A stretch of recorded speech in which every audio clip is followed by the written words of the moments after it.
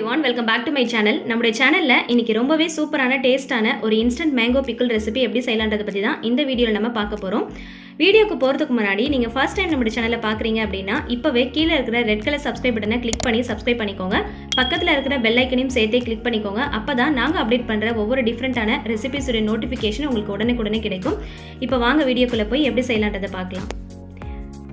இந்த ஊறுகாய் ரெசிபி பண்ணுறதுக்கு ஃபஸ்ட்டு ஒரு பேன் எடுத்துக்கலாம். இதில் 3 ஸ்பூன் அளவுக்கு ஆயில் சேர்த்துக்கோங்க. இது கூடவே 1/4 ஸ்பூன் கடுகு, 1/4 ஸ்பூன் வெந்தயம் சேர்த்துக்கோங்க. அது பொரிஞ்சதுக்கப்புறமா மாங்காயை நல்ல பெரிய பெரிய பீசஸாக கட் பண்ணி வச்சுருக்கேன், அதையும் இது கூட சேர்த்துக்கலாம். சேர்த்துட்டு நல்லா வதக்கி விட்டுக்கோங்க. இது கூட நம்ம தண்ணி எதுவும் சேர்க்க போகிறது கிடையாது. இந்த ஆயிலேயே தான் நம்ம இந்த மாங்காயை வேக வைக்க போகிறோம். இது கூடவே ஒரு கொத்து அளவுக்கு கருவேப்பிலையை சேர்த்துக்கோங்க. சேர்த்துட்டு நல்லா வதக்கி விட்டுக்கலாம். இப்போ இது கூடவே 1/4 ஸ்பூன் மஞ்சள் தூள், 1/4 ஸ்பூன் காஷ்மீர் ரெட் சில்லி, ஒரு 1/2 ஸ்பூன் அளவுக்கு சாதாரண மிளகாய் தூள், உங்களோட காரத்துக்கு ஏற்ற மாதிரி கூட நீங்கள் சேர்த்துக்கலாம்.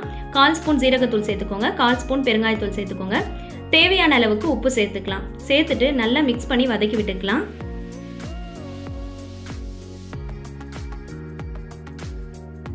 இதுக்கு தண்ணி எதுவும் ஊற்ற போகிறது கிடையாது. இந்த ஆயிலே தான் நம்ம வதக்க போகிறோம்.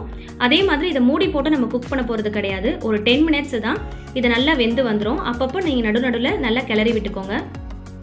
இந்த ரெசிபி செய்யறதுக்கு மாங்காயை நல்லா பெரிய பெரிய பீசஸாக கட் பண்ணிக்கோங்க. அப்போ தான் நல்லாயிருக்கும். இது எந்த மாங்காயில் வேணுனாலும் நீங்கள் செய்யலாம். இது கிளிமூக்கு மாங்காய் இல்லை குண்டு மாங்காய் எதில் வேணுனாலும் நீங்கள் செய்யலாம். அவ்வளோதான், இன்ஸ்டன்ட் மேங்கோ பிக்கிள் ரெடி ஆயிடுச்சு. ரொம்பவே சூப்பராக இருக்கும் இந்த ரெசிபி. வீட்டில் பிக்கிள்ஸ் இல்லாத அந்த டைமில் இந்த ரெசிபி ரொம்பவே யூஸ்ஃபுல்லாக இருக்கும். இதை நீங்கள் செஞ்சுட்டு ஃப்ரிட்ஜில் கூட ஒரு 1 வீக் வரைக்கும் ஸ்டோர் பண்ணி யூஸ் பண்ணிக்கலாம். ரொம்பவே சூப்பரான ஒரு ரெசிபி தான்.